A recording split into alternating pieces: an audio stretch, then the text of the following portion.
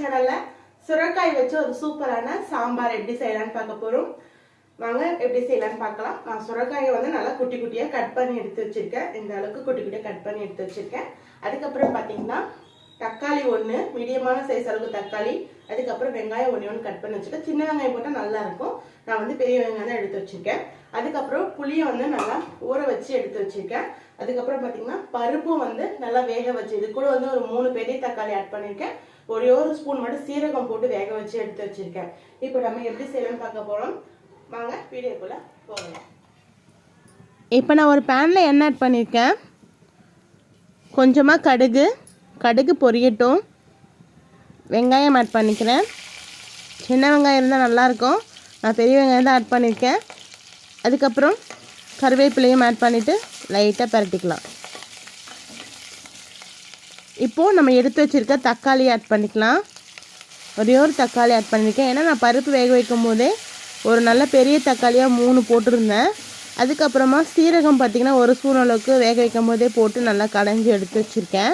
அதனால் நம்ம தாளிக்கும் போது சீரகம் போட வேணாம். ஒருவேளை நீங்கள் பருப்பில் போடல அப்படின்னா நீங்கள் கடுகு தாளிக்கும் போது சீரகம் போட்டுக்கலாம். சீரகம் போல் டேஸ்ட்டாக இருக்கும் சாம்பார். அதுக்கப்புறம் கட் பண்ணி வச்சுருக்க சுரைக்காயை ஆட் பண்ணிக்கலாம். நான் ரேஷன் கடை பருப்பு தான் யூஸ் பண்ணிகிட்ருக்கேன். சாம்பார் சூப்பராக இருக்கும். கண்டிப்பாக நான் சொல்கிற மாதிரி வேக வைங்க, சூப்பராக இருக்கும். இதை நல்லா மிக்ஸ் பண்ணிக்கலாம், நல்லா வதக்கி எடுத்துக்கலாம்.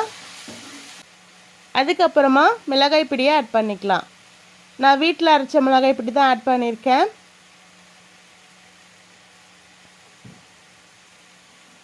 அதுக்கப்புறம் மஞ்சத்தூள் ஆட் பண்ணிக்கலாம்.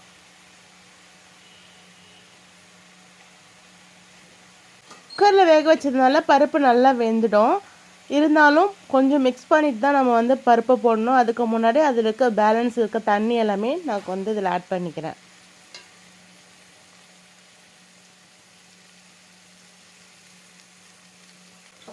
இப்போ இதை கொஞ்சம் மிக்ஸ் பண்ணி எடுத்துக்கலாம். சுரைக்காய் வேக வைக்கிறதுக்காக 1 கப் அளவுக்கு தண்ணி ஆட் பண்ணிக்கிறேன். நல்லா மிக்ஸ் பண்ணிவிட்டு கொஞ்ச நேரம் வேக வச்சு எடுத்துக்கலாம்.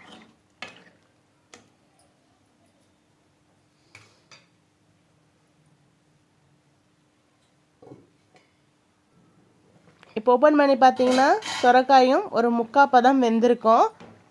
இப்போது நான் எடுத்து வச்சுருக்க பருப்பை நல்லா கடைஞ்சிட்டு ஆட் பண்ணியிருக்கேன். ஆட் பண்ணியாச்சு. இதை நல்லா மிக்ஸ் பண்ணிவிட்டு கொதிக்க வச்சிடலாம். கண்டிப்பாக சொல்கிறேன், இந்த மாதிரி செஞ்சு பாருங்கள். சாம்பார் சூப்பராக இருக்கும். பருப்பு நான் சொல்கிற மாதிரி வேக வைங்க. சீரகம் போட்டு வேக வைங்க. தக்காளி ஒரு 3 தக்காளியாவது போட்டு வேக வைங்க. நல்லாயிருக்கும் சாம்பார். அதுக்கப்புறம் தேவையான அளவு உப்பு போட்டு நல்லா மிக்ஸ் பண்ணி எடுத்துக்கிறேன். இப்போ மூடி வச்சுட்டு அதுக்கப்புறம் ஓப்பன் பண்ணிவிட்டு புளி கரைசலை ஆட் பண்ணிக்கலாம். சாம்பார் நல்லா கொதிச்சு வந்திருக்கு பாருங்கள். நான் வந்து தக்காளி வந்து ஒரு 3 தக்காளி ஆட் பண்ணியிருக்கேன். அதுக்கப்புறம் வதக்கும் போது ஒரு தக்காளி ஆட் பண்ணதுனால புளி கரைசல் கொஞ்சம் கம்மியாகவே ஆட் பண்ணிக்கிறேன்.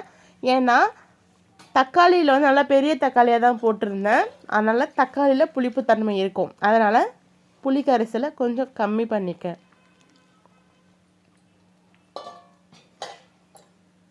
அவ்வளோதான். இதை நல்லா மிக்ஸ் பண்ணிவிட்டு நல்லா கொதிக்க வச்சோம் அப்படின்னா கமன்னு சாம்பார் ரெடி ஆகிடும். அவ்வளோதான் ஃப்ரெண்ட்ஸ், பாருங்கள் எவ்வளோ சூப்பராக சாம்பார் வந்து ரெடி ஆகிடுச்சு. இப்போ நான் ஸ்டவ் ஆஃப் பண்ணிட்டேன். அவ்வளோதான், கம்மன்னு சாம்பார் ரெடி ஆகிடுச்சு. கண்டிப்பாக இந்த மாதிரி நீங்கள் ட்ரை பண்ணி பாருங்கள். சாம்பார் சூப்பராக இருக்கும். அதுக்கப்புறம் கொத்தமல்லி தலையை நல்லா வாஷ் பண்ணிவிட்டு ஆட் பண்ணிக்கிறேன். சுவையான டேஸ்டான சுரைக்காய் சாம்பார் நீங்களும் உங்கள் வீட்டில் ட்ரை பண்ணி பாருங்கள். ரொம்ப சூப்பராக இருக்கும். செஞ்சு பார்த்துட்டு எப்படி இருந்ததுன்னு சொல்லுங்கள். இந்த வீடியோ உங்களுக்கு பிடிச்சிருக்கும்னு நினைக்கிறேன். இந்த வீடியோ உங்களுக்கு பிடிச்சிருந்தா மறக்காமல் என்னோடய சேனலை சப்ஸ்கிரைப் பண்ணுங்கள், லைக் பண்ணுங்கள், ஷேர் பண்ணுங்கள். தேங்க்யூ.